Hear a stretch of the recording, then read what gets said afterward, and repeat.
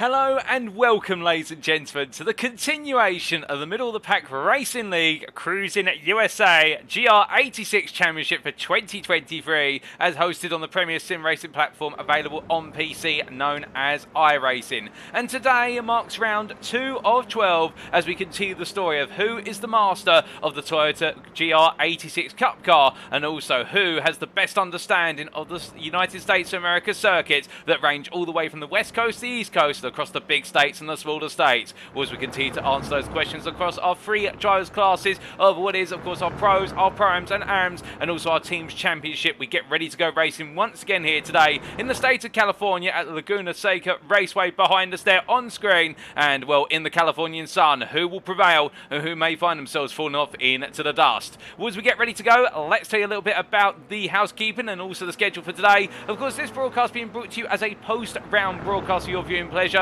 whereby the racing itself occurred as of early this week, back on what was Wednesday the 18th of January, but we're bringing it to you as if it were live this Saturday on the 21st of January. And with regards to all of the racing and whatnot, whilst it's not exactly live, I as your host and commentator have made a point of not having any spoilers given to me. I do not know how anybody gets on, whether it be in practice, in qualifying, all 30 in the race. They're currently going through the final practice session at the moment, so we do ask if you are the drivers who participated in this race to make sure you don't spoil the result in the official broadcast chat, so that way the guys and girls tuning in at home who do not know the result do not have it spoiled for them. Now, of course, this broadcast being brought to you via two media platforms for your viewing pleasure. Firstly, if you are a YouTube user, you can go to youtube.com and search for TX141 at TX. Alternatively, Paul Walsh and tune in there. Or if you want to look from Twitch, you can always go to twitch.tv/TX141 and tune in on Twitch. Now, who is TX141 or who is your host and commentator? Well, allow me to introduce myself. My name is Paul Walsh, also known as TX141 or Britain the Spit, depending on what media you follow me on. And I'll be bringing you all of your racing action over the entirety of this season. But in terms of our schedule for today, times in Greenwich Mean Time, that's GMT, or Universal Coordinated Time, UTC. Our schedule is as follows. In just under 12 minutes time, we'll be heading into our qualifying session, 15 minutes in duration, albeit split into two equal halves, of course, to give our drivers plenty of time to be able to put their laps down win their respective classes, and we'll come on to how the split is done shortly. And then we'll be heading into our sprint race, which will be 30 minutes in duration, and that will kick off at approximately 5:30. And then we'll see all of our drivers, all 39 of our drivers, roaring down into the Andretti hairpin at turn number 2, and it is definitely going to be a spectacle to see, albeit they may not have as much horsepower as say GT3s or whatnot, but you still do have a grand total of somewhere in the region, if my maths does it correctly, of about 7,500 horsepower making its way down into the braking zone, and well, that will be a treat on the eyes. But as we speak about treats on the eyes, we have a treat of a schedule here, and let's take you through the calendar as it's gone so far and what still lies in wait. Now, of course, this series is broken up into 3 cups, and we start off with the Big State Cup, which is a celebration of the largest states in the United States, and we kicked off with the season opener of round number 1 last time out of the Watkins Glen International Circuit. There in the state of New York, in our first sprint of the season, we saw sparks fly and plenty of slipstream orientated action, and it was the rise of Jason Landry at the front of the field, albeit with his peers around him, but finding a way to keep one toe ahead all the way to the checkered flag. Today we make our way over to the state of California for a double header, with round number 2 being at Laguna Seca Raceway, and then we stay in California for next week's round at Long Beach, before making our way from what is the state of California to the state of Texas for the Circuit of the Americas in our first feature race round of the season. That will be on the 1st of February to wrap up the Big State Cup and award our initial Cup prizes. But there at the COTA circuit, you can imagine the complexion is going to be a little bit different, because whilst today's circuit in Long Beach are going to be very tight, with Long Beach being our only well, in fact our second of what is 1 and 2 of our street circuits, and perhaps the lesser street circuit in terms of the amount of width available to our drivers compared to another one coming up on the calendar later on. You can imagine that the circuit in America is going to be very different by comparison, and therefore with its open spaces there's going to be plenty more overtaking opportunities, but still our drivers will find a way to overtake even on the tightest attraction, count on that. We then take a week's break before return on the 15th of February to commence the Midwest Cup in Cup number 2, and that'll be with round number 5 at the Indianapolis circuit in the state of Indiana there, and of course the infamous Brickyard, as our drivers take on that circuit for a sprint before they continue the run of sprints there by making their way for round number 6 to Ohio for the Mid-Ohio circuit on the 22nd of February, and then they'll be heading to the state of Michigan for the city of Detroit and the Belle Isle Grand Prix circuit, our other street racing circuit on the calendar, and there it will be a much tighter, more enclosed circuit perhaps compared to Long Beach in certain circumstances, but either way you cut it, Belle Isle, an absolutely brilliant circuit for street racing, and indeed road racing through there is going to be definitely very on edge all the way through. Now we round number 7, and now drivers will make their way to round number 8 for the Road America circuit. Head to the state of Wisconsin there for our second feature of the series on the 8th of March, and then we bring our second cup all to a close for the Midwest Cup before going into a week's break, and then returning on what will be the 22nd of March for round number 9 at the Road Atlanta circuit there in the Southern State Cup. Focus, of course, on the southern states of the United States. We start off in the state of Georgia there for a sprint before making our way over to the state of Alabama for the Barber Motorsports Park circuit on round number 10 on the 29th of March, and as we head into April on the 5th of April, we make our way to the state of Florida for a doubleheader, Sebring first in round number 11 on our final sprint of the series, and then we bring it all to a close for our third and final feature of the series at Daytona, and that will be in round number 12 on the 12th of April in the Florida sunshine. But an absolutely packed calendar. We've still got plenty of way to go, and speaking of a long way to go, let's look at the championship standings, which of course apply to both the overall and the cup standings going into this round. So after one round, Jason Landry leads the way in the Pro Drivers' Championship, which you're seeing on screen currently, by a margin of 4 points there over James Carr, with Micah Hendricks only a further 3 points behind.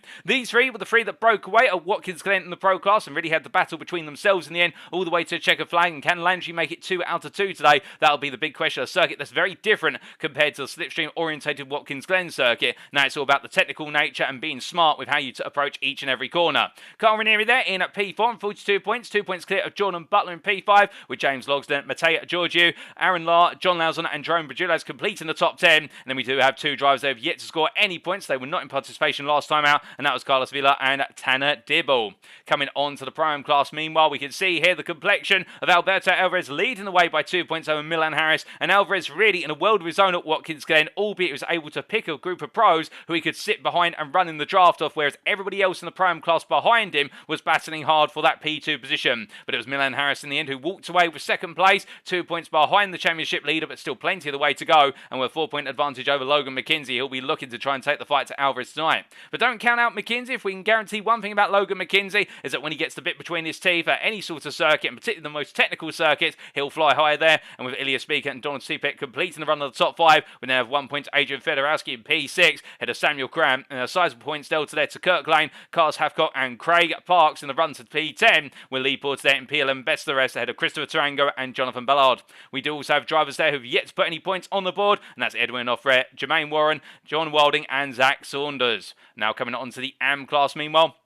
And we can see here in our third and final class, but by no means least, Daniel Sedino leads the way after holding off the late charger Fernando Takahashi at Watkins Glen, albeit it was very close between the two of them, but Sedino finding that edge in the last couple of laps, and we expect plenty of sparks to fly. Get that right the first time as they battle around here at Laguna Seca today. With a 6-point advantage over Jack Davis there. Jack Davis right now trying to hold off the likes of PG Christensen and Ian Henneberry, with Roger Ganesh there in P6 ahead of Rodney Felker by a single point, and a further point ahead there of Albert Brand in P8. We then have Mark Senegal and Inez Usul completing the top 10. Will Gus Blondell best the rest there in P11 ahead of Billman DaCosta, and then Dan Whitchuk followed by Spencer Cockane and Dan Ocaranza complete your top 15, with Samuel Bernardet and Glenn Bratton there completing those drivers who've got points in the AM class standings. But meanwhile, drivers who've yet to get points on the board, Elias Montanez, Jess Wilmoth, and also we've got 2 more drivers here of Nick Bader and also Tyler Montanez there, and we hope to see some of them in attendance tonight.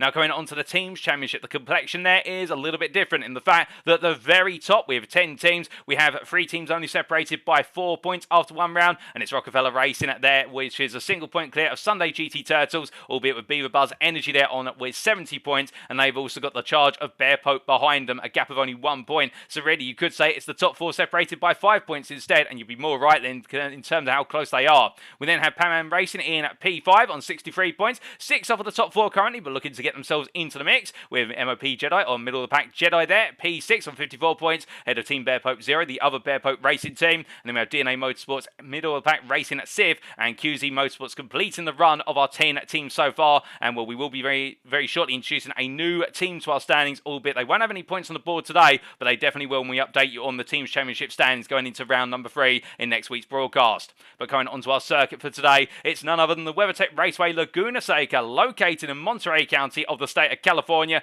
in the United States of America. I can happily say, having visited visited the circuit in person last year, this is a circuit which you have to see in person to truly behold the nature of it. Because located near Salinas, this circuit, as you can see from the circuit map provided to us by simracingwiki.com, is a circuit like no other when it comes to its tightness. The only circuit you perhaps go for an equivalent would be the British circuit of Brands Hatch, because whilst it does have 11 corners here, and with plenty of corners or plenty of opportunities to overtake, this is a circuit that places an emphasis on tight lines and indeed being back on the power as soon as possible in the run to the next corner, because with the limited straights, what that does mean is overtaking comes at a premium, because whilst the corners are wide enough for two in most cases, albeit you would argue turn 6, and also the run into the Corkscrew at turn number 8 do not offer that opportunity. The short runs mean that unless you're alongside on corner exit and making your way into the next corner, you're going to have to be very bold on the brakes. Alternatively, your rival's going to have to make a significant mistake in order to give you the opportunity to make a pass. But as our drivers make the way across the timeline in the run down towards turn number 2 at the Andretti hairpin, they'll go through the kink of 1, which runs parallel to the pit lane exit, and onto the brakes at the Andretti hairpin. They'll come through the double apex left-hander before making the way through the right-hander at turn number 3 and roaring on through the kink of 4. A kink in these cars, of course, in a high-spec car, they've got a bit more speed, and they may have to brake for it, but here we can expect our drivers to mostly lift and coast their way through turns 3 and 4, given the low-speed nature of the Toyota GR86 Cup car.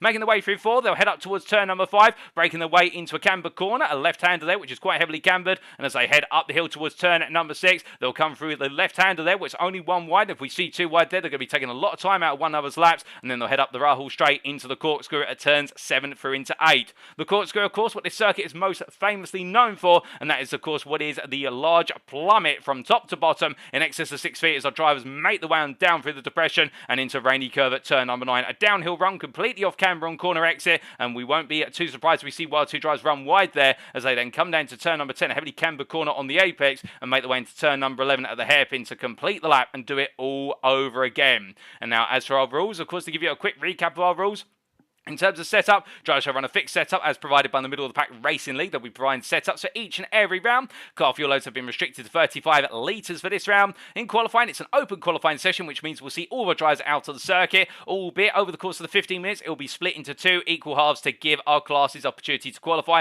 without impacting one another too much. The AM class shall take to the circuit for the first 7.5 minutes, and then they'll be called in, and then the Prime and the Pro classes shall jointly take to the circuit for the second half, and that spreads the field quite evenly. Now, in terms of the sprint race, the race shall start via a grid start with full start check in effect. Each driver shall have 1 fast repair available. A driver shall receive a drive field penalty if they accumulate 18 or more instant points, and should there be a major instant at the race start, i.e. on the opening lap, a safety car may be deployed at the jurisdiction of the independent race director. Otherwise, a safety car shall not be deployed during the race. But with those rules, regulation, everything in between, I know what you're all here for. You're here for the racing, so we head back to our pictures here as our drivers get ready to go, and well, as they make the way on around, we clear the screen of the race info, and we do see Auguste Blondel making his way on down, albeit his livery has not quite correctly loaded. I think we have got a couple of drivers' liveries that have not correctly loaded, albeit he is racing for the Haas Motorsports team there, and of course the team that's named after Haas Formula 1 team, the team that run by Gunther Steiner, and you will see on their cars they will be running a number of tributes to the infamous team principal, the man who throws a lot of swear words in and is not afraid to let everybody know about what he thinks. And well, how will they get on having formed the team as of the end of round number 1 going into this second round? Well, as he comes on through, we do look there. Oh, goodness, be a bit of contact between always Adam Ballard for Rockefeller Racing White and the Rockefeller Racing Pink cars there, and I believe that may have been, we're not entirely sure, I think that might have been Milan Harris. And we should point out that Rockefeller Racing has now split into 2 teams in order to split their drives evenly, given the fact that teams have to consist up to a maximum of 3 drivers, if my memory serves me correctly. So Rockefeller Racing with 4 drivers decided to split into 2 teams, therefore balancing the numbers, but a number of drivers getting it wrong coming out the corners here in this practice session as we wear down the time. We've only got 15 seconds to go as we see James Logston for Bear Pope Racing coming across the timeline, and that'll be his session complete as he decides to take to the sand there and just get the car parked off circuit, albeit a little bit of whack to the tyre barrier. But as everybody gets themselves set now, we do quickly take a look to the chat there, and we say hello to a number of you there with regards to Flapjack 24/7. Good evening to you, Flapjack, and also to Samuel Bernardi there, who is excited for this one, and also in the Twitch chat there, going from the YouTube chat to the Twitch chat to what is Miss Kitty Louise 90, who points out there that we seem to be having a slight technical issue with our microphone, and well, we will just get that double check, ladies and gentlemen, so give us a brief moment and we will be right back. We're just going to try and resolve some technical issues, but don't go anywhere, qualifying's coming up very shortly.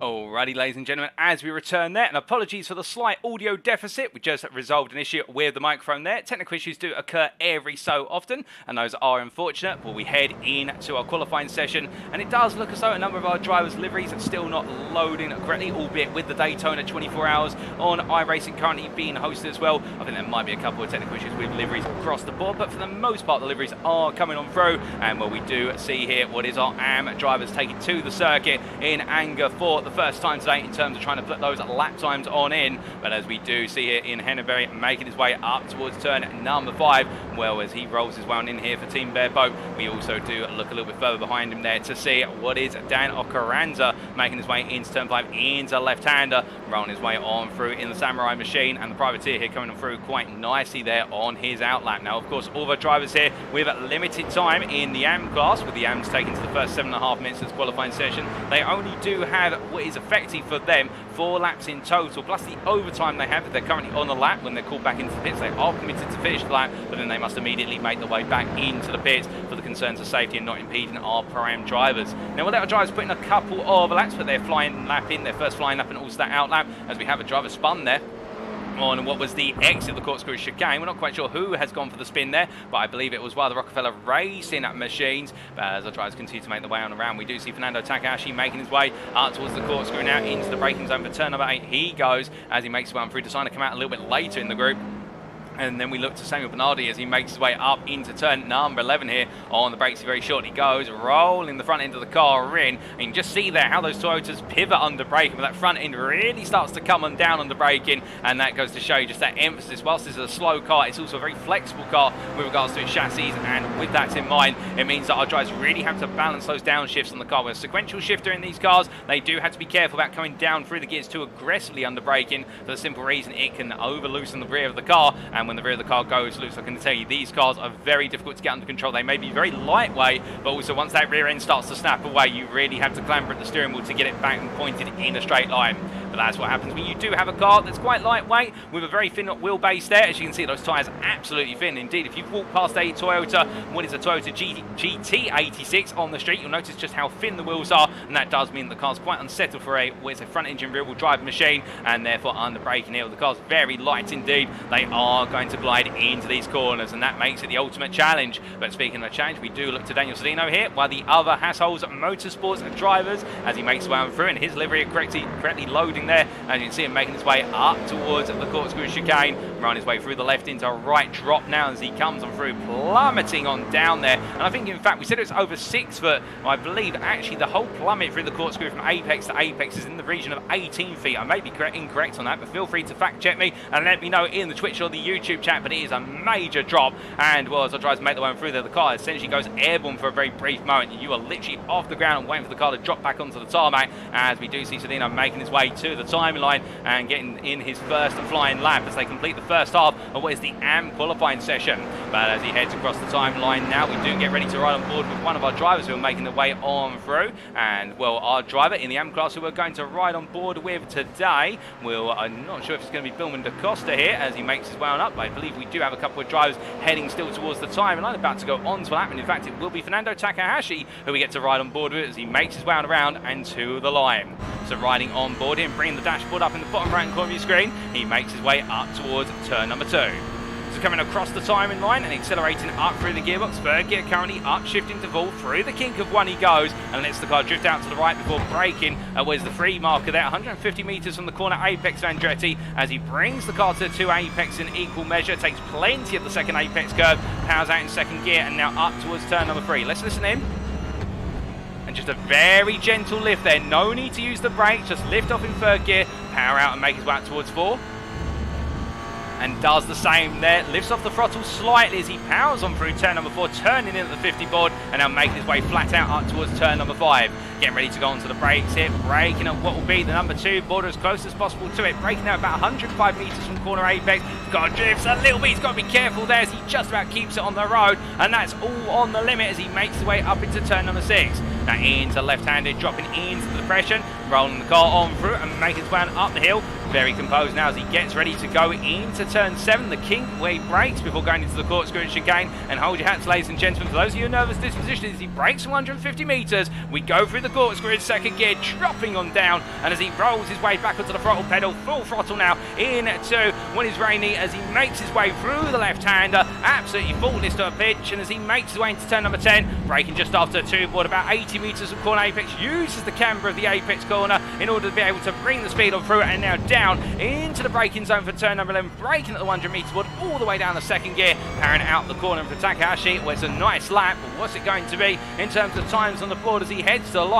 Well, it was a purple sector 1. This is going to be a fast lap, and it means he takes pole position in the AM class there. A phenomenal lap from Fernando Takahashi. I think there's more time to come for our AM drivers, but definitely one of the best reference laps we could ever ask for in terms of putting it right up there from the outset of 38.822. The fastest laps we have seen here in the practice session today so far were in the 36s, albeit the weather conditions have evolved over time, and well, you can imagine with our drivers absolutely attacking the circuit left, right and centre, more lap time may still to be coming. But we do have a couple of drivers who have yet to get a time on the board, including Roger Ganesh and also Billman DaCosta, and also two other AM drivers who have yet to get times on the board, as DaCosta finally puts the time on the board, but it's only enough for P13, which is the last of the drivers in the AM class with a time. We also do have PG Christensen and Jack Davis, with Davis just setting their P14, but 7 seconds off of the leading pace, and between Takahashi and Ocaranza it is only 800ths as our drivers continue to make the way on through. But as they do right now, 30 seconds to go, everybody on to their final lap effectively now, unless they're coming towards the immediate end of one. We can see Blondell here heading to the timeline and coming towards the end of his lap right now, and well, it's enough for him to take pole position with 38.6, but meanwhile Ian Henneberry then goes pole with 38.573. I think we're going to see the best laps come right at the end of each of the respective qualifying sessions for our AMs and then for our primes combined with what is our pros, as Ocaranza decides to abort and come into the pits. Bernardi meanwhile comes on through to take P5, but he's demoted to P6 by Mark Senegal, and meanwhile we've got more drivers coming on through very shortly, including Takahashi to the line here. He has not gone purple, however, over the course of this lap in any of the particular sectors. As he crosses, is it an improvement for Takahashi? It is not, and that will mean that he will start P3, and we're leaving it late, but to be fair, getting it done right. Ian Henneberry there takes pole position in the AM class. We're on a 38.573, an absolutely flying lap. And as he makes his way now round to the pit lane, he'll be more than proud of that one as he comes on through. But meanwhile, now that we do start to have our primes and also our pros making the way out onto circuit, and you may be asking, how do we tell who's a pro, who's a prime, and who's an AM on the timing tower with all the HUD that's available to you? Well, if you look to the timing tower, you'll see that all of our AMs says actually Billman DaCosta was on a lap, a very late lap, but he crept across the line just in time, so he's gone P8. If you see they have got an orange slash against their name, as we see Davis then improves to P12 as well, so we've got a couple of AM laps coming on in, but I think those will be the last permitted AM laps. But if they've got an orange sash against them, that means they're an AM. Meanwhile, if they're like Tanner Dibble here, where they've got a blue sash, it means they're a pro. And for the class in between the primes, if they've got a green sash, that indicates they're pro-AM. But as we see Dibble making his way on through the depression of turn number 6 here in the fast windows and doors machine up the hill, of course representing DNA Motorsports. Well, what can Dibble do given the fact he's got no points on the board so far?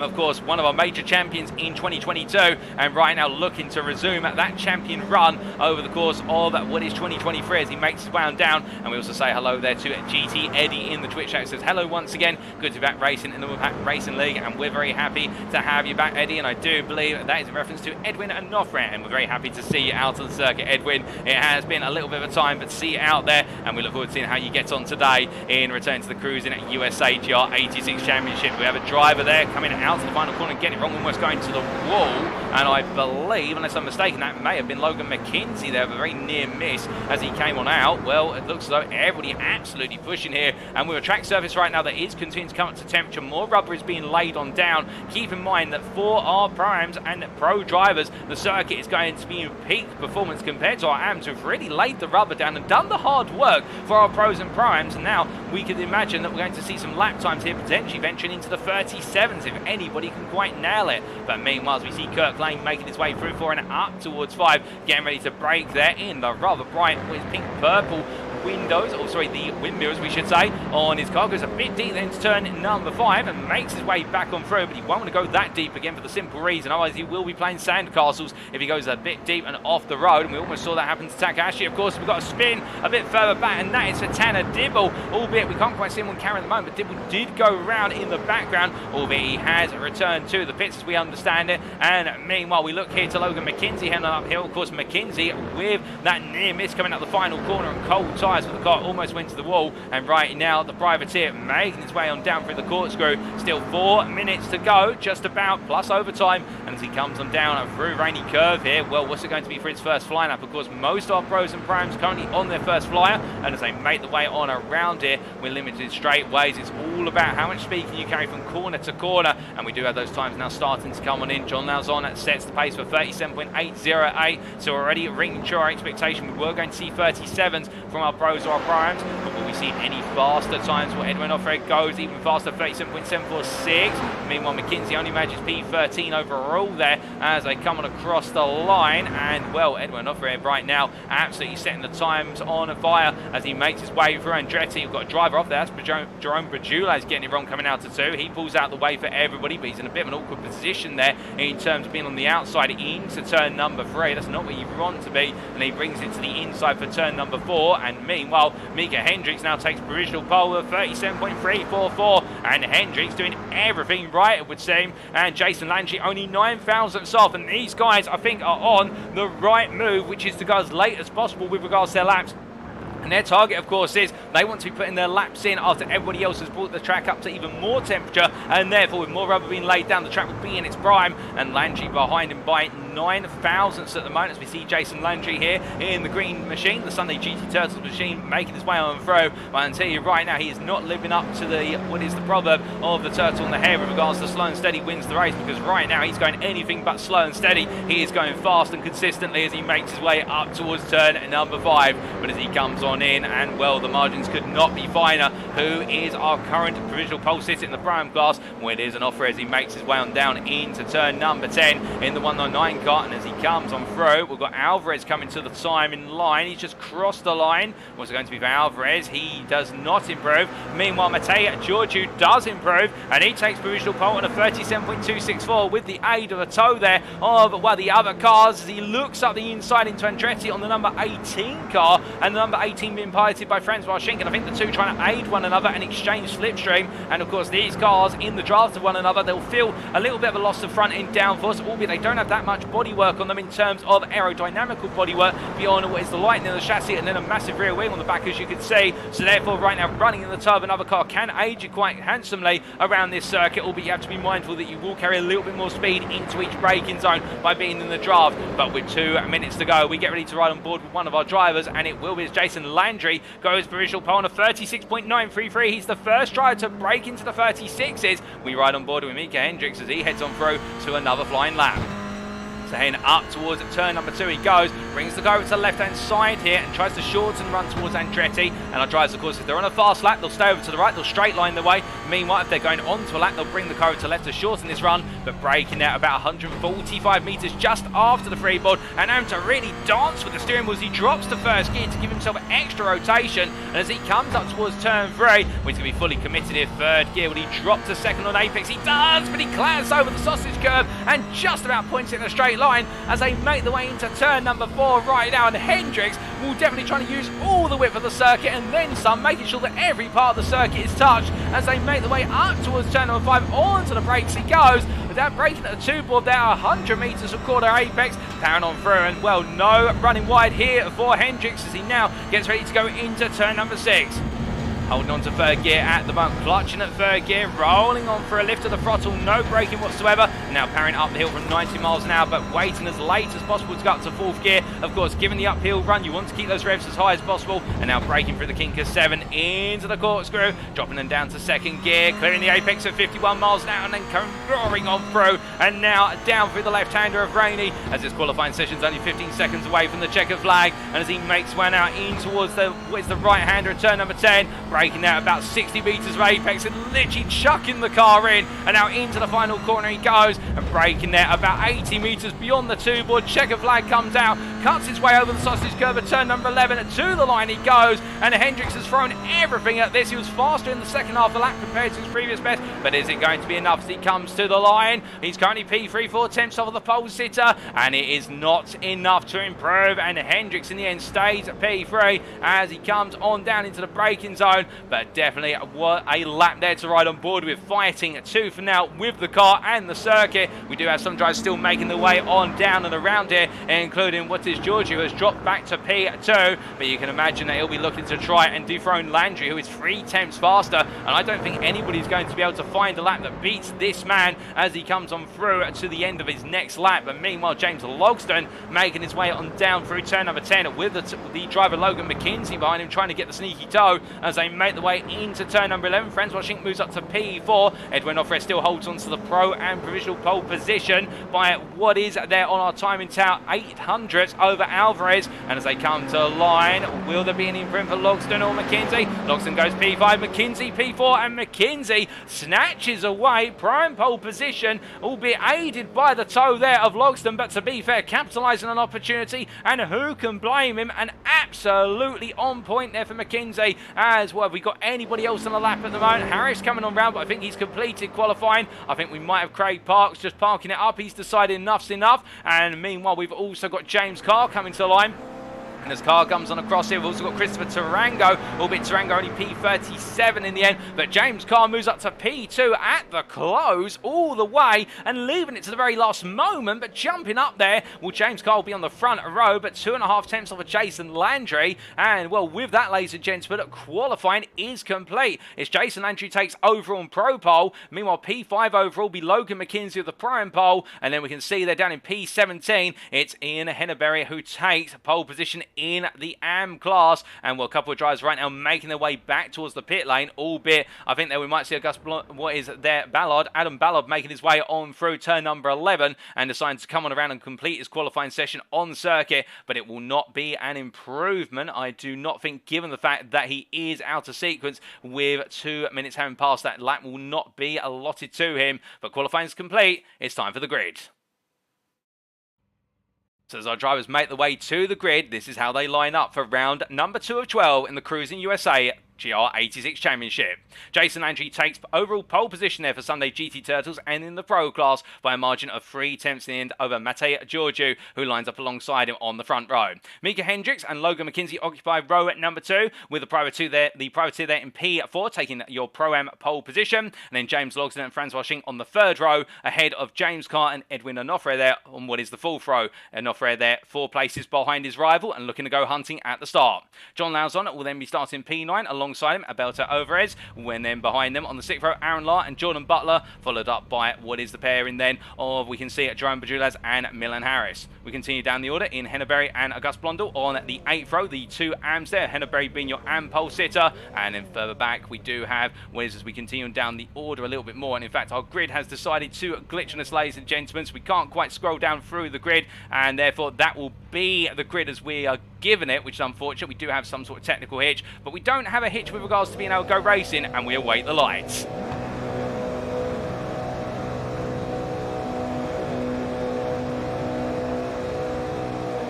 And it's lights out and away we go for round number 2 as our drivers get underway in the uphill run to turn number 1. And of course Landry there starting right at the top of the hill and therefore the greatest deficit, but he makes it count as they make the way through the kink of 1 and down towards 2. 7,600 horsepower roars its way on down the hill in the little Toyotas, and as they come roaring on down, everybody right now jostling for position wherever you look in the field. But as we look back up towards the front of the field here, Jason Landry getting clear and holding clear as they make the way into turn number 3. Meanwhile further back, John Lauzon there side by side is contact with an offer, and he goes on round and Lauzon into the gravel, and Lauzon just not having any luck at the start, and meanwhile everybody else now comes on through. But as they make the way through turn 3 and into 4, Lauzon returns to the circuit, and that is the biggest incident on the opening couple of corners as Daniel Sedano here tries to go round the outside of Mark Senegal as they come on down towards turn number 5 in the run down into the braking zone. 3 wide behind with Davis there battling with what is Ranieri and also Sedino, but meanwhile holding the inside line as Ranieri goes on through on the inside line, and Davis now trying to fend off Acaranza, but Acaranza gets ahead of him as Witchett behind also holds on.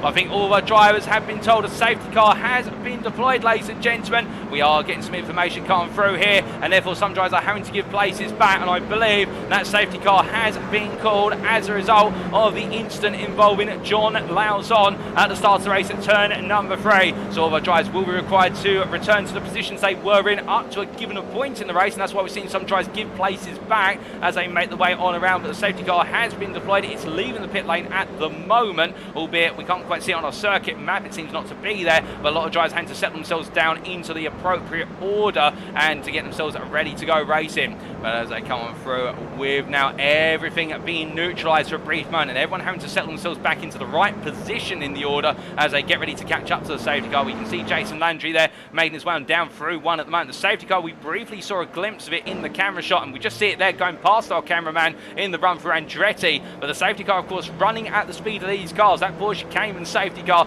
no slouch when it comes to running around here. So the Toyotas will have to hurry up with regards to trying to close up to it, so that way they can get themselves under safety car conditions. But as they make the way around, nobody permitted to overtake at the moment, and this will definitely yield at bringing everyone back together. But meanwhile, having another off track on the final corner, he's gone wide.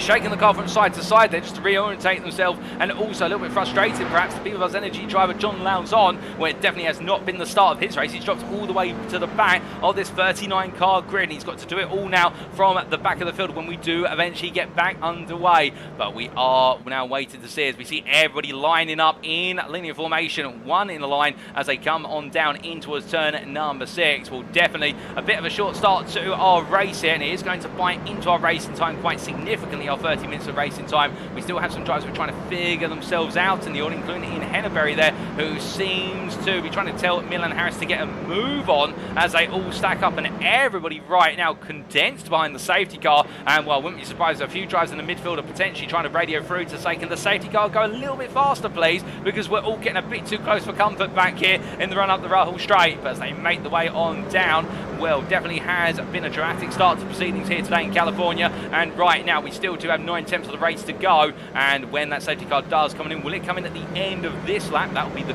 question that we're all wondering. Lights are still on, so I think the safety car will go round for one more lap, albeit I think the track has been cleared, and indeed all the drivers are now back in the pack, so we are going to lose what will be effectively another 3 minutes of race time, but then we will go racing at once again. I would presume the safety car will be coming in at the end of this next lap as they make the way on around. But key talking points, of course, with regards to the start of this race, as we're hearing that, in fact, talking of a talking point, Ian Henneberry has had some technical issues, and Samuel Kranz into the pit lane, and with that, well, Henneberry has dropped all the way down to the back of the field, so that is a technical issue, I think, for Ian Henneberry, unless I'm mistaken, it is indeed. So Henneberry has had an early retirement, and Christopher Tarango will just parked up there on the exit of turn number 10, so whilst making his way around, something has gone very, very wrong for what is the Brougham driver, brings himself back up onto circuit, but that is not good at all for the number 170 driver, and I think he's got a lot of damage, and as he comes over, we've got a number of drivers, I think, who got caught up in a bit of contact. Samuel Cram makes his way out the pit lane.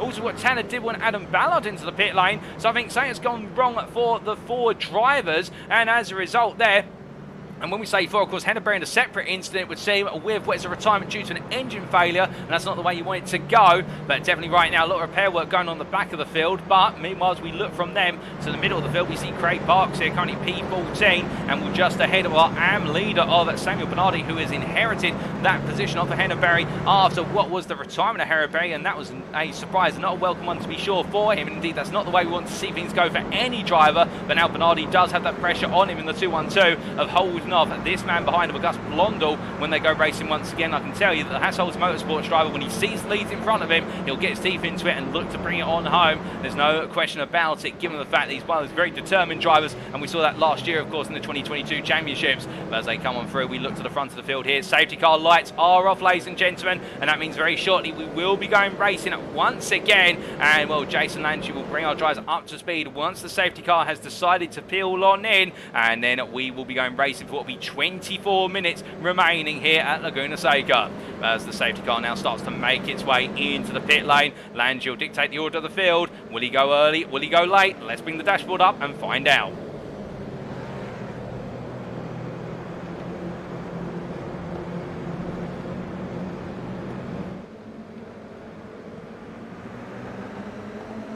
Landry goes there, he goes as late as possible as all the field stack up and as they make the way. Oh, goodness me, and everyone coming together, and it's disaster as they're one of the Team Bearpoke machines going the wrong way off of the barrier. James Logston caught up in that, and I think there was more than just Logston, but as they all get underway once again, Hendricks also caught up in that with a bit of contact, it would seem, but it seems as though Logston was squeezed to the wall and then sent the other way, and Hendricks as well being a bit squeezed in there as the quadrant made the way up towards what was turn number 1. But now as they go racing once again with those incidents, it shakes up the field a little bit more, and we won't be seeing another safety car. We've had a one and only today, and as our drivers make the way around right now, Kirk Lane here trying to go on the offensive of Bearpoke 0 versus Fernando Takahashi, but in return he's got Ranieri behind him as they make the way through 4 and up towards 5. Ranieri looking onto the inside there as we bring the battle box up in the bottom right hand corner of your screen. Onto the brakes they go, and again we do seem to be missing quite a bit of driver data here. Not quite sure what exactly has happened. We seem to be having one of those days with regards to things going wrong, but still it's gone wrong for a number of other drivers as well, but everyone's still trying to get their head down, and meanwhile Mark Senegal looking to battle side by side here with Daniel Sedino. They go side by side through 6, up the roll straight they go, up towards the braking zone, they roar and getting ready to go onto the anchors once again. They hit it hard on the brakes here. Who's going to come away with the result? Will it be Senegal or will it be Sedino? Well, it looks like Senegal fends off his rival as they make the way down, battling for his P4 in the AM class, but as they head down into left-hander here of Rainey, they make the way out of the curve and now up towards turn number 10, and definitely Sedino trying to get in the fight as Jack Davis also watches on from behind in the Rockefeller Racing white machine, but coming on down for the right-hander and now up towards what is turn number 11 once again. They fight on as meanwhile a bit further up the road we've got a car the wrong way round. That's Milan Harris who's gone round at turn number 11, and well, was that aided or was that of his own volition? Either way, that's not the way he wants it to go as he has to park facing the wrong way and let the field on through. James Carr meanwhile in almost a free wide moment with their Hendricks looking up his inside, Edwin Offer on the outside, and Offer having to fall back into formation as they make the way out to Andretti and head up towards turn number 3, but as they come through the right-hander now making their way into what is the run to 4, you can imagine Onofre will be looking to try and come back past Hendricks as soon as possible. Now of course for Onofre, he's battling with the pros, he's a Pro-Am driver himself, and the driver he should be worried about in terms of position right now is this man behind from Pan Am Racing of Alvarez, your championship leader, going into this round for the simple reason, of course, they're battling for P2, but meanwhile Pro-Am leader Logan McKinsey continues to run away at the front of the field in P4. As they make the way in towards turn number 6, the battling could not be closer as James Carr here side by side with Pajulas, but gets head as Pajulas backs out in the run at through 6 and up towards 8 they go, but in the charge now both drivers there deciding to stop their fighting for a brief moment and focus on delivering that lap pace. Meanwhile further back John Lawson, of course, remembering that he drops all the way to the back of the field with that instant on the open lap at turn number 3, continues to fight his way up through the field as he makes his way through turn number 6, through the left-hander he goes, and there we can see a bit of a 2-wide building between Roger Ganesh and Tanner Dibble, with Ganesh there on where's the right of your picture, now the left of your picture as it inverts. We've got a car off there, that's Jack Davis who's taken to the sand, and as they make the way down through turn number 8, through the corkscrew they go, where it's gone very, very wrong for Rockefeller Racing as we see Davis there going very gradually back onto the circuit, and I think there's more than meets the eye with regards to potential damage on that car as there's a little bit of smoke coming out the rear of the vehicle as well. I think that might be coming into the pits, but meanwhile as we look from one driver at the back of the field who's had it go wrong to the drivers up front have had it go right, well Jason Landry continues to lead here as they come on down through turn number 3 and up towards 4 they go, and as they make the way into the right-hander very shortly, well you can imagine as they come through 3, it's all for the Sunday GT Turtles driver here to really set the momentum, but he's not dropping Georgiou at all here in the privateer right now in the FedEx machine, definitely making an express delivery of every single lap, and right now can he lick the stamp and send it with regards to looking for a move versus Landry? Well, he's got plenty of time to think about it, and with that in mind, meanwhile looking a little bit further back here in what is the AM class, as we're hearing that Auguste Blondell's had an off track at turn number 3 and has had to be towed to the pits due to damage. Well, Fernando Takahashi gets a bit of breathing room here in P2 in the AM class as he makes his way into turn number 5, but coming on through a little bit further up the road, we can see Donald Sipek here in the Bearpoke Racing machine under pressure from Kyle Ranieri as we run on board the gearbox. He goes a bit wide and brings the car back onto the tarmac, but Ranieri always sees the damage is getting done and he makes his way on through into what is for him P13 overall. It's a change of overall position but not class, given the fact that Sipek in the Pro-Am class, meanwhile Ranieri in the Pro class. But as they head on down through the corkscrew, I'm looking a little bit further ahead, and we see Pajulas and Hendricks here battling toe-to-toe for Pro position. What will be effectively P6 in the Pro class, P7 overall, with Pajulas leading the pair as they make the way into turn number 11. On the brakes they go through that corner and outwards towards the start-finish line. But as they make the way on up there, we've still got plenty of time, plenty of laps to be turned. And well, Hendricks takes a look up the inside here, and of course aware of the foul Tyler Waters then drag racing away up the hill. In front of you, you've got two wide as well between Aaron Lahr and James Carr. And as they make the way down to the braking zone, you can see how Lahr right now on the inside there gets the move done, and Hendricks the same. But meanwhile, James Carr in front in the yellow machine, trying to find his way on back versus Lahr, but going a bit wide there, can't quite find it. But we have got the pros fighting a plenty, battling for what is P4 through to P7 in class as they make the way up towards turn number 4 once again.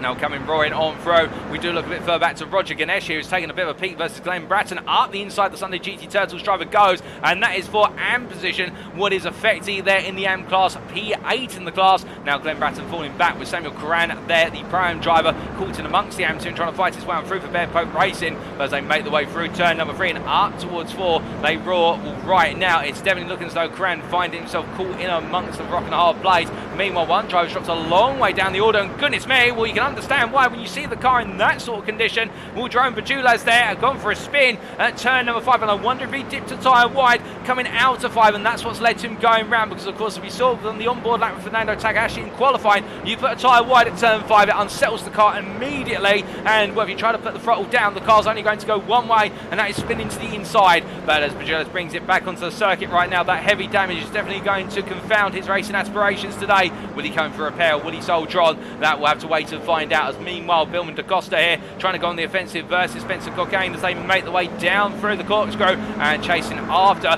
his next rival in the AM class, and these two battling for what is P7 in the class as they make the way on through. But coming on down and onto the brakes very shortly with Ganesh just behind at the moment. DaCosta definitely trying to really increment that gap on his rival behind and also make the focus more about what's in head as Bajulas does come into the pits as I look out my commentary box window. But right now the 283 driver here for Bear Pope Zero finding himself just in between a bit of no man's land and trying to find the next increment with regards to his pace, as meanwhile we do see that Spencer Cockayne making his way across the timeline and starting to pull a little bit clear. But as they head in towards the braking zone now, looking up the inside there, Cran trying to make the move on what is Roger Ganesh as they head on to the brakes down into turn number 2. They go into Andretti, and well, Cran makes it look like clockwork there. And I think, to be fair to Ganesh, not wanting to fight it too hard for the simple reason they're not in the same class, as they make the way into turn number 3. But as they head on through for the remainder of the lap, we look up towards the front of the field here. Lahr versus Hendricks, and there's a bit of contact between the two of them as they head into turn 6. And well, I think it was a small door up, but Hendricks going all in as they make the way on through. And well, the camera angle we were from suggested contact, but of course other angles may suggest otherwise. But meanwhile, at the front of the field, Landry battling with Giorgio as they come on down through Rainey as they make the way towards turn number 10. Now we're seeing the first signs here of Giorgio really trying to put one on to the championship leader in the pro class, because they come up towards 11, now almost at the halfway point as McKenzie drifts wide. He's your Pro-Am leader, he can't afford really to run wide too much at the moment. He's got no pressure to either, given the fact he's got 3 pros between himself and the next Pro-Am driver, where it does all seem to be kicking up again now with regards to those battles and also potential mistakes for drivers as we look back to the race leader here. And well, after that moment, which saw him under pressure for Giorgio, it seems to have calmed down for a moment, but you can imagine that Giorgio will be trying to come back as soon as possible. And as we ride on board the gearbox here of the Canadian driver, well, Landry right now definitely find himself up against the pressure. So heading into turn 3 at this rate and making his way around. Well, the thing he'll be hoping for is that Francois Schinkin P3 behind. You can see there every so often just peering around Giorgio's car as they make the way through, and that gives you an idea of the gap. It's equilibrium between the 3 drivers in terms of distances. And as they head up towards turn number 5, Landry will try and back Giorgio into Schinkin if he can. I hope that Schinkin just finds a bit of overspeed and therefore can go on the offensive. Whereas they make the way through turn number 5, all 3 drivers at the moment stay as they were as they make the way up towards the Rahul Straight via turn number 6. But heading up through the gearbox, meanwhile a bit further back, James Carr now trying to pressure on what is there, Logan McKenzie's with Micah Hendricks almost losing it at turn number 5, having to catch the car on the inside of the road, but Carr takes the speed out to turn 6, up Rahul they go, and there you can see McKenzie just leaving the door open. I think McKenzie, cognizant of the fact he doesn't need to fight here, they're not in the same racing class, and therefore it will not matter to him in terms of where he finishes. Remember, points are awarded to drivers based on their finishing position in class, and bonus points in the prime and also the AM classes for the podium finishers, and that incentivizes them to really push as high as possible. But right now for our drivers, they make the way on down through turn number 10 and into 11, where it does seem as though the pros here settling the way past the prime leader as they make the way to the end of this lap. Now a bit further back, John Lauzon continuing to pick his way through the order, now making his way on around what is there Daniel Witchuk as they head up towards turn number 9 and coming down through Rainey, but further back Spencer Cockane in contact there with Roger Ganesh, and Ganesh sent off the circuit, and I think everybody having to stack up behind in the concertina, wary of the fact there was an instant brewing. And will this be the Philman da Costa, also Dan Ocaranza, as Ocaranza looks up the inside of Cockane as they make the way down towards turn number 10, and their Cockane just blocking off what was a potential move from da Costa, doing it fair and square for the Hassholz Motorsports outfit as he makes his way out towards turn number 11, but unsettled by that contact. Meanwhile, Jerome Bajulas tries to come on through here, and right now, you imagine for Bajulas, the pro driver's got to pick his way past a whole medley of AMs as they make the way up towards turn number 2 once again. In the long run they go, and right now they're all battling effectively for P22 overall, as led by Cockane up the road, and as they make the way down the brakes, all the AM drivers here are battling for position in what is the class, and it's in P7 in particular, as they head down. Bajulas looks up the inside this time of what is there Cockane and gets the move done with the Hassholz Motorsports driver seeing him coming, but Milton da Costa here looks at a move around the outside into turn number 3, gets good overspeed out of 2, but he can't find the line immediately here. It's not going to come naturally. He's going to have to really work this as he comes on out of 3 up towards 4. Behind him you can see Glenn Bratton and Jordan Butler battling as well, and Butler there, the DNA driver, going around, and Will Butler goes around the outside there at the rear of the camera around what was Bratton, but meanwhile da Costa here can't seem to find any magic at the moment on Spencer Cockane as they make the way into turn number 5. Meanwhile, further up the road, we can see Kirk Lane here under pressure, the prime driver under pressure from the AM of Daniel Cedeno, as right now Cedeno gets it a bit wrong there coming out of the corkscrew, and now has to try and defend versus the pro Dana Dibble coming on through. We've definitely got classes of driver here tripping over one another, as looking up the inside there goes Dibble, and Cedeno not fighting that one too hard in terms of letting it go. Meanwhile, speaking of letting things go, Francois Schink lets it go on the brake, goes up the inside into Andretti versus Giorgio, and as they make the way out of 2 and up towards 3, well, you can see now Schink is ahead, and Micah Hendricks has got ahead of James Carr at the rear of the picture, just slightly off camera at the Andretti hairpin. We've got a number of fast chargers coming through the field in the pro class right now, but there's a gap of 2.5 seconds to race leader Jason Landry, and I think it may be where Schink and Giorgio have been battling. That gap has just gradually opened up, and 2.5 seconds will feel like a lifetime in some respects as we do reload the overlay to see if we can fix the issues with the battle box, but no luck there, so you will just have to go to the places in the battle box, but we'll keep you updated as much as possible in terms of who's battling who as the racing plays on. But as we look to Daniel Cedeno here on the inside, battling with Kurt Lane, and these two in different classes still, but right now the AM driver really digging his teeth in as they make the way up towards turn number 5. Well, meanwhile, further up the road, I can tell that Alvarez has just found his way past Craig Parks, with Parks being passed by Alvarez, and meanwhile Edwin Onofre is dropping down the order. And what's happened to Onofre? Well, I think there's been a moment at turn number 6, because going very slowly by comparison with everybody else in the run into the corkscrew, and I think it's a mistake at the turn 6 corner that's just cost him very dear, because right now he's dropped outside the podium places in the prime class, and he's down to P4 in class, P12 overall, with in front of him that's your AM leader of Samuel Bernardi here, who is absolutely flying right now. And well, his last lap was not too good, as meanwhile there's a car pointing the wrong way on the exit 10, and that's Carl Ranieri, who I think under the impetus of his own momentum has gone wide at 10 and sent the car spinning round. He returns to the circuit, but everyone's now going to come up behind him. We see a flash of lights there at the rear of the group as well, and I think that's John Lauzon trying to get the message through to everybody.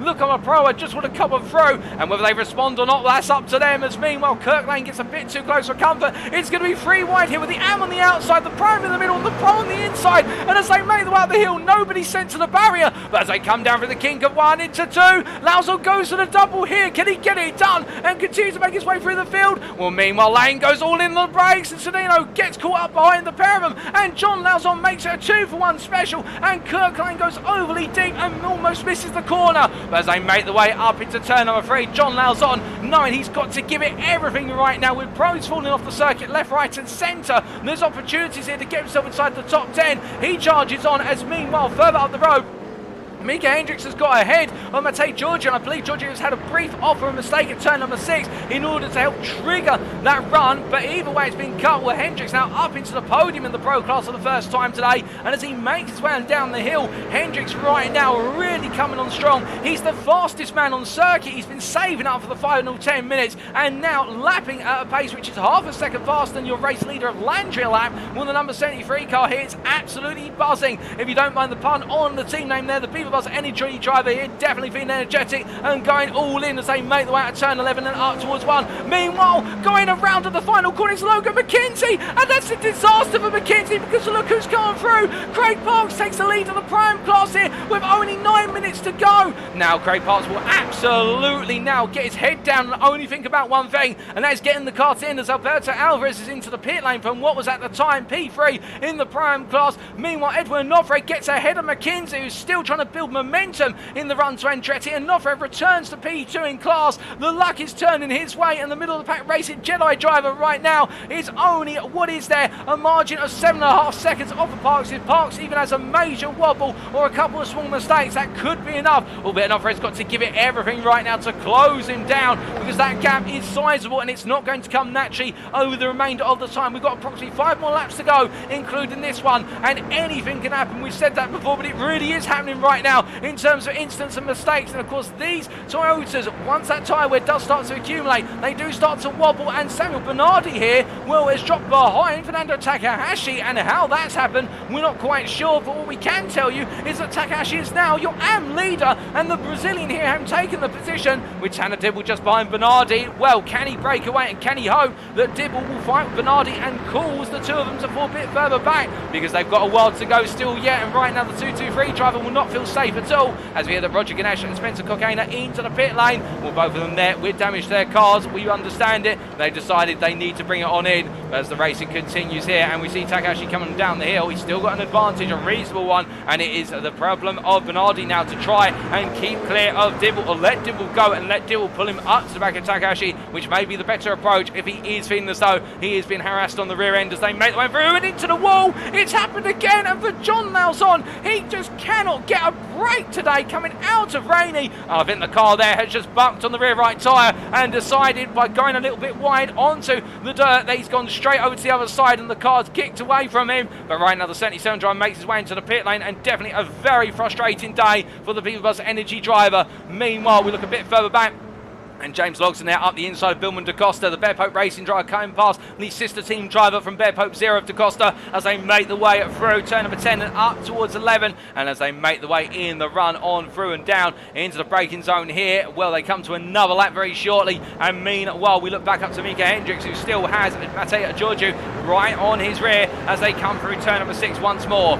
Now with the top two breaking away, Giorgio there goes a bit wide and takes a little bit more than he wanted there in terms of the dirt on the outside, and to really straight line the car on to avoid an incident. Meanwhile, further back, Carr here up the inside of Dibble. This is a position in the pro class. They're battling for what is effectively P7 in the class, but in front of them, this is absolutely frightening. It depends on which driver is free wide into turn number 6, and how they're going to navigate this as Takahashi goes wide, and Bernardi's back into the lead of the AM class as Takahashi there just carries too much speed and can't find the space. And as they make the way up the hill, now Ranieri's going to navigate everybody and come clear of Bernardi under braking. Carl Ranieri moves up to P11 overall, albeit that has been an absolutely gargantuan task in terms of picking his way past Tanner Dibble for P7 in the pros, and then having to fight his way past 4 drivers of different classes, and everybody right now seemingly just trying to turn it up a notch in terms of the final few minutes of this race. We're not complaining, but the thing is, you never see 3 wide into turn number 6. You see 2 wide every so often, but to make it 3 wide, goodness me.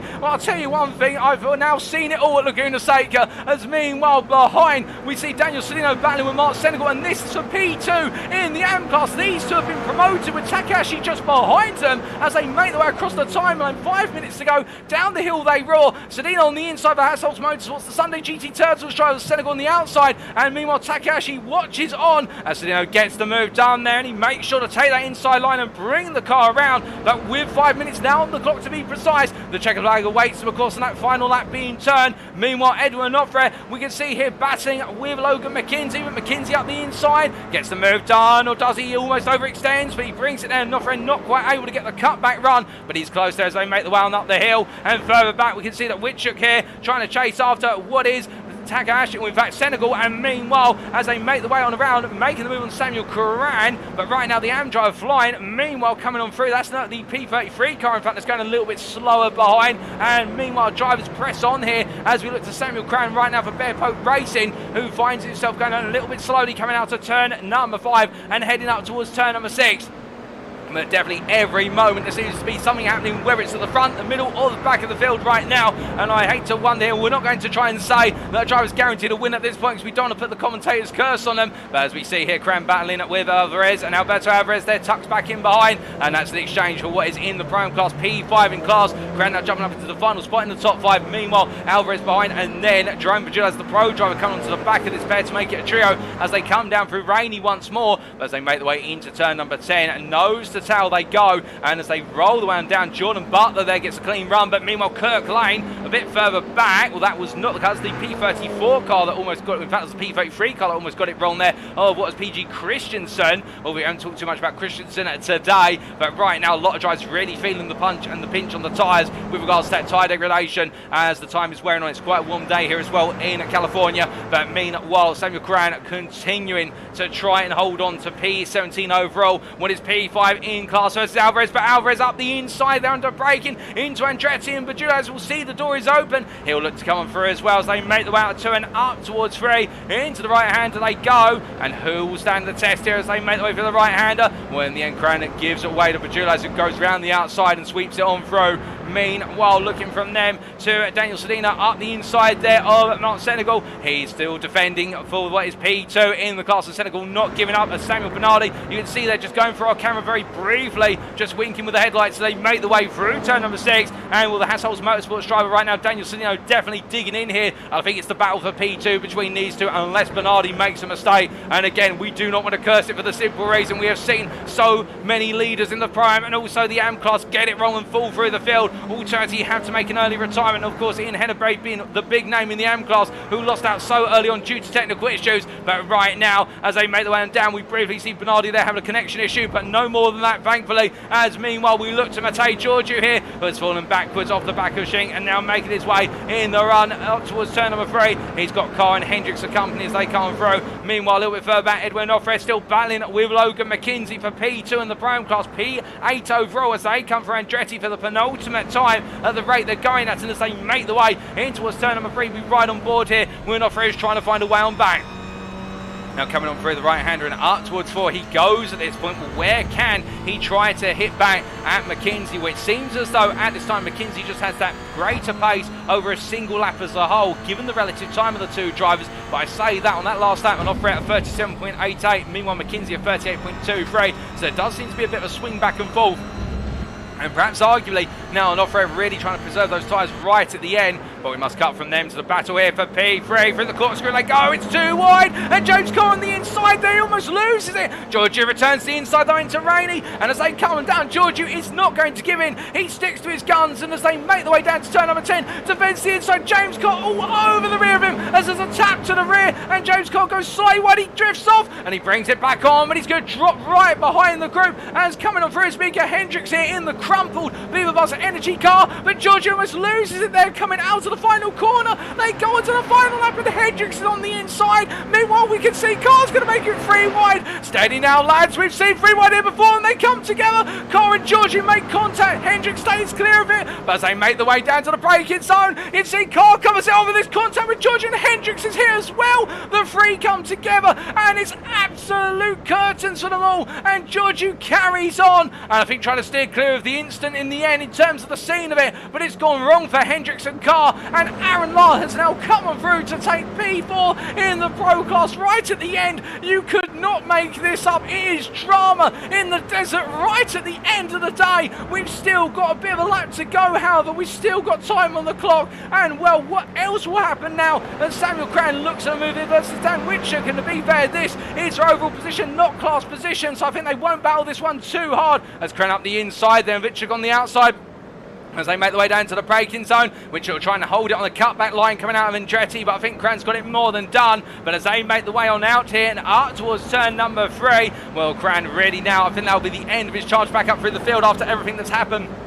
But meanwhile, looking from P18 to P1, here he is, the Sunday GT Turtles driver, Jason Landry, after putting it right up there on the grid at the start, as he comes through the stricken car there of what is one of the middle of the pack racing cars. He's led it from start to finish, and as he makes his way to the line, the checker flag awaits him, and it will be Jason Landry who makes it 2 wins out of 2 here today in California, as he crosses the line, your winner, by 6 seconds in the end over Francois Schink, who holds on to P2 at the finish in a brilliant drive from the privateer. P3 to Matej George as he comes to the line ahead of Aaron Lahr there to complete our pro podium and our overall podium. And as they come through, Aaron Lahr P4, James Carr P5, and Craig Parks will come through to make it the win in the Pro-Am class, P6 overall in a resilient drive. With then it'll be Logan McKenzie who just picks Edwin Onofre to the line for P2 in the Pro-Am class, P7 overall. Onofre there completing the Pro-Am podium. Then Tanner Dibble comes on through ahead of Carl Ranieri, but it's this man we're interested in now. Samuel Bernardi comes on through to make it the AM win today in the 212 class. The privateer with an absolutely brilliant drive, flawless to a point. And then Daniel Sedino P2 in the AM class there, not quite able to take the win of a Samuel Bernardi, but still held off to the very end. Mark Senegal, who finished just behind him there in the AM class. What a brilliant race between them. Senegal on the podium there of the AMs. We've still got more drivers coming on through, to be fair, including Fernando Takahashi. Will be absolutely disappointed with the way the race ran after leading for so long, but a mistake cost him so dear. And well, we've still got a couple more drivers to make their way to the line. A lot of drivers, of course, limping the way on home with slightly bruised and battered cars. But Adam Ballard right now, the Rockefeller Racing white driver, will finish ahead in P24 overall of Billman DaCosta as they come through to complete their races. And well, here comes Billman DaCosta right now, and behind him there, that is Logston as they come to the line, making the way on in to the checker flag. And well, then it is Dan Okranza, the last of our finishers on the lead lap. But goodness me, what a thriller from start to finish. Well, for all of our drivers, definitely one they will never forget. And for Jason Landry, 2 out of 2 so far, and definitely putting his stake in the ground to being the fastest driver in the pro class currently. But we've still got plenty of rounds to go, and anything can happen. And as he makes his way on in, Samuel Bernardi in the AM class here. A good qualifying session, putting right up there in the AM class from the start, but in the end it came down to just not making any mistakes. A bit of fortune as well with the early retirement of Henneberry with that technical fault, but still he had to keep his head down and get it done, and bringing on home his first win in the series as he comes on into the pit lane. Well, that is the racing complete, ladies and gentlemen. And let's take a look at those race results, of course, subject to any stewards' inquiries. I think there may be a couple.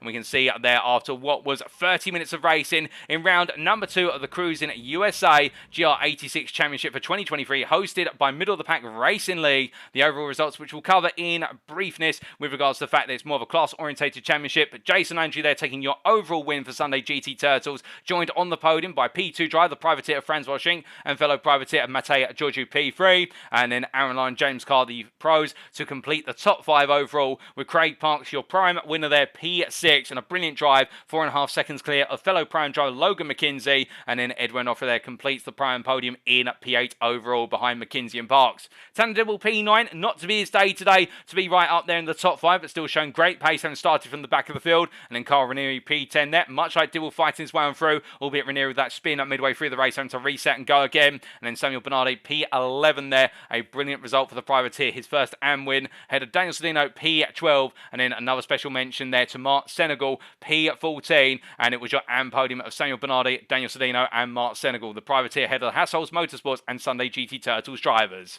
Now coming on to the individual class finishing positions, we can see here, starting with the pros, that Jason Landry taking the win in the pro class by 6 seconds in the end over Francois Schink, and Schink in return 6 seconds clear of Matej Georgiou. These 3 drivers keeping within equal distance to one another all the way through the race, but commenting that early, and it even proves in the final race standing result. Then Aaron Lahr P4, holding off James Carr to the line, albeit I think James Carr might be a little bit irritated with the way it ended up being a P5 today and not a potential shot at podium, but still plenty of rounds for him. And then Tanner Dibble P6 ahead of Carl Ranieri, with Jerome Bajalas P8, and a difficult day for the Beaver Buzz Energy driver, and indeed Jordan Butler experiencing similar difficulties, and Micah Hendricks there, seeing it all go wrong right at the end in the run into Andretti when he was ahead of the two drivers behind the Giorgio and Carr. He found them both come careening towards him, and in the end there was nothing he could do, and John Lauzon finishing also a distant way down. And for Hendricks and Lauzon, both drivers there having difficult racing. Beaver Buzz as a whole today really having a day not to want to remember. James Logston there completing the Pro class in P12 for Bear Pope Racing.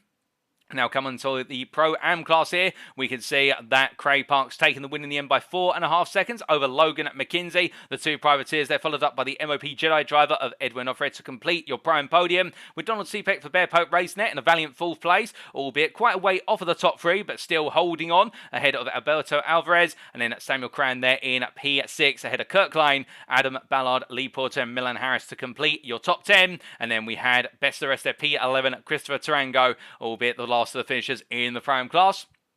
And then coming on to the AM classification, we can see here in the AMs, Samuel Bernardi taking the win in the end by 4.1 seconds over Daniel Sedino, doing everything right and steering clear of the drama and trouble. Daniel Sedino just holding off Mark Senegal to the line for Hassel's Motorsports there. But the Sunday GT Turtles driver definitely showing great pace today at Laguna Seca, and I wonder if that will continue into our next round in California with Dan Witchett there in P4. The privateer ahead of Fernando Takahashi, the MOP Jedi driver who recovered to P5, but I don't think ever could truly find a way to recover the pace back to that leading pace when he made the mistake. Then outside the top 5, Billman DaCosta there, coming through the ranks right towards the end at P6, ahead of Dan Ocaranza, with Glenn Bratton there in what is P7, the privateer, ahead of Auguste Blondel with Inez Usul P10, and then PG Christensen best of the rest in P11 for MOP Sif, ahead of Rockefeller Racing White Jack Davies, Nick Bader P13, and then Ian Henneberry with that early retirement cost him so very dear, albeit I think that might be a slight glitch with regards to our timing screen there, given the fact that Henneberry's retirement was very early. In fact, I think he did rejoin. They did get the car repaired midway through the race. He was able to make it back out and go racing again, so he didn't finish last as a result. In Henneberry P14 for Bear Pope 0, ahead of Roger Ganesh and Spencer Cockayne to complete your AM class standings. But what a thriller of the race, ladies and gentlemen, all the way from start to finish. And with the race results covered, it is now time for us to wrap up. Thank you very much for watching, and if you have enjoyed today and want to know more about the Middle of the Pack Racing League community, perhaps you're sat there right now thinking, how do I get on the grid for this wonderful Cup Championship? Indeed, with the Toyota GR86 Cup car being entirely free, and also entry to this series being free as well. We're always looking for new drivers to join the grid when there's availability. Well, if you are interested or just want to talk to the organisers or speak to the committee or know a little bit more about the MPRL, you can firstly go to our official Discord, link available on screen, where you can get to the very heart of the community. Alternatively, if you don't want to go to the Discord, but you want to go to somewhere else instead, you can always go to our official Twitter, and that is twitter.com/MOP Racing, where you can get all the updates with regards to our racing from start to finish in the MOP as an esports team, and also our upcoming series. But with that now, ladies and gentlemen, we turn our attention to next time. We're in a week's time on what will be Wednesday the 25th of January, albeit we'll be bringing the racing to, in fact, it won't be Wednesday, it will be Wednesday 25th of January, as I get ahead of myself there. On Wednesday the 25th of January, we'll be taking place at Long Beach in the Acura Grand Prix circuit, and that will be brought to you as if it were live on Saturday the 28th of January 2023, and well, our first street race of the season, our first street circuit, if you will. It's going to be tight, but the thing about Long Beach is it has some very tight complexes, but also it has some great straights and also wide open corners, and who will come away the winner at Long Beach, we'll wait and see and find out then. But until then, we have been Middle of the Pack Racing. I have been your host and commentator, Paul TX141 Walsh, also known as Britain a Spit, depending on what media you follow me on. And until next time, have a great rest of your weekend. Remember to stay safe, stay well, stay smiling, but most importantly, remember to stay on track. Good night.